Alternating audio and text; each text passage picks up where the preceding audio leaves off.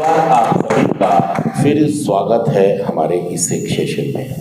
और दोस्तों, आज हम बात कर रहे हैं आभार की। जब कोई व्यक्ति इस दुनिया में आता है, देखिए आप मेरे से सहमत हो तो उस बात को एप्रिशिएट जरूर करना है, वो सच है, सही है तो।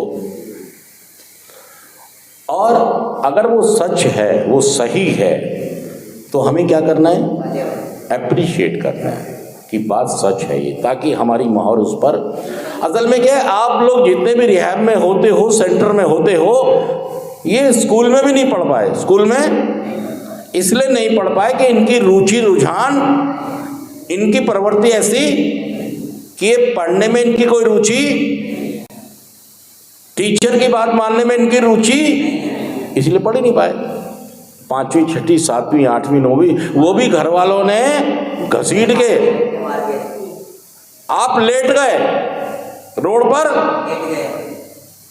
वो घसीट के ले जा रहे हैं। जैसे अभी ये कह रहे थे कि मेरे पापा तो मुझे घसीट के स्कूल तक लेके जाते थे, सही में।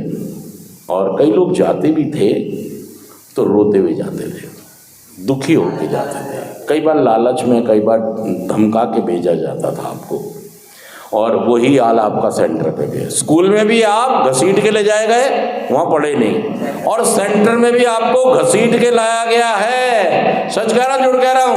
सेंटर में भी आप सीखना समझना नहीं चाहते। और पापा जी कौन सा गाना गा रहे थे? तुझे सूरज कहूँ या चंदा, तुझे दीप कहूँ, मेरा नाम करेगा रोशन। अरे भाई साहब, अगर मैं चौक लगाता हूँ, जेब काटता हूँ, बाण में बनाता हूँ, तो क्या मम्मी पापा का नाम रोशन होगा? लेकिन एक आदमी कहता है जी मैं नॉर्मल से जल्दी कमा सकता हूँ, आदमी नहीं कमा पाएगा जितना मैं। अरे भाई साहब, तू कमा नहीं रहा है, तू गंवा रहा है। अगर तूने चौक लगा के कमाया, स्नैचिंग करके कमाया, जेब काट के कमाया, तो ये कमाना नहीं है। अब आपके पास सोच और समझ ही नहीं है, और समझना भी नहीं चाहते आप। देखिए, आज हम बात कर रहे हैं, जब भी कोई व्यक्ति दुनिया में आता है तो वो आभारी हो जाता है उसी दिन से। देखिए, जिस दिन बच्चा पेट में आया उसी दिन से वो आभारी हो गया। और अगर हम रिकवरी की बात करें, जब हम नशा मुक्त होते हैं तो हम अपने कार्यक्रम के ऊपर वाले के शुक्रगुजार हो जाते हैं कि आज हमारी बुद्धि सद्बुद्धि से काम कर रही है, आज हम अच्छे फैसले। और ये इस कार्यक्रम की मेहरबानी है, 12 कदमों की मेहरबानी है कि 12 कदमों के फॉलो करके मेरी बुद्धि अच्छा काम। सच कहना, मैं झूठ कह रहा हूँ?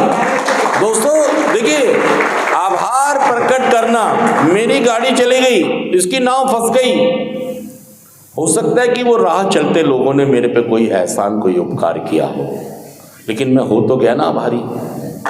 हाँ जी, हो गया ना आभारी। अब देखिए, हो सकता है कि वो नाव वाला इसको रोज, और एक बार लिम्का पिलाने से आभार उतरा नहीं है, या धन्यवाद शुक्रिया करने से आभार। अब इसका उतरना जब होगा, जब आप लगातार दूसरों की मदद करते रहेंगे। मेरे मम्मी पापा का जो आभार मेरे पे है, मेरे मम्मी पापा को तो लेने के देने पड़ गए। मेरे मम्मी पापा ने ये सोचा था कि हमारा बेटा कमा के हमको हमें देगा। देने की तो छोड़ो, उनको तो लेने दे तुमसे। इस उम्र में लेने की बजाय, इसी को कहते हैं आपके मम्मी पापा को लेने के, और आप कहते हैं मैं दिमागदार आदमी हूँ। क्या कह रहे हो? क्या कह रहे हो आप? सारे गाइए। अरे भाई साहब, ईगो इतनी, और गाड़ी। सच कह रहा, मैं झूठ कर रहा हूं? तो दोस्तों, जब तक मैं आभार नहीं समझूंगा कि मुझे आभारी होना है, मैं उनका ऋणी हूं, मैं कार्यक्रम का ऋणी हूँ, मैं ऊपर वाले का ऋणी हूँ, अपने मम्मी पापा का दुखी हूँ, ऋणी हूँ। और दोस्तों, जितने लोग संसार में मैं जीवन जीता हूँ, मेरी हेल्प करते हैं, मुझे बहुत सारी हेल्प की जरूरत पड़ती है जीवन को चलाने के लिए। हर एक इंसान को पड़ती है यार, उपकार की भी। अब मैं गाड़ी लेके जा रहा था, मेरा टायर फंस गया, मैं नहीं निकाल सकता था, लोग आए मेरी मदद की, मैं। तो एक बार आप सभी का फिर स्वागत है हमारे इस एक सेशन में।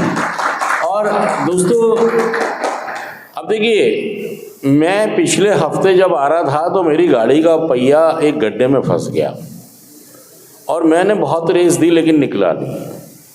और 2 लोग आ रहे थे वहाँ से, उन्होंने मेरी हेल्प की। थैंक गॉड, ऊपर वाले का धन्यवाद कि वो लोग आ गए और उन्होंने मेरी हेल्प की, मेरी गाड़ी निकल गई। मैंने उन्हें थैंक्स बोला, आभार बोला। तो क्या मेरा आभार हो गया पूरा? क्योंकि वो तो राह चलते लोग थे, वो तो चले गए। अब मैं कैसे उनका आभार प्रकट करूं? मैंने शब्दों में तो कह दिया, शब्दों में तो लेकिन action is the magic word. सच कह रहा हूं, मैं जुड़ कर रहा हूं। आपका कर्म ही एक जादुई शब्द है। आज हम उसे ग्रेटिट्यूड को समझेंगे, आज हम उसे आभार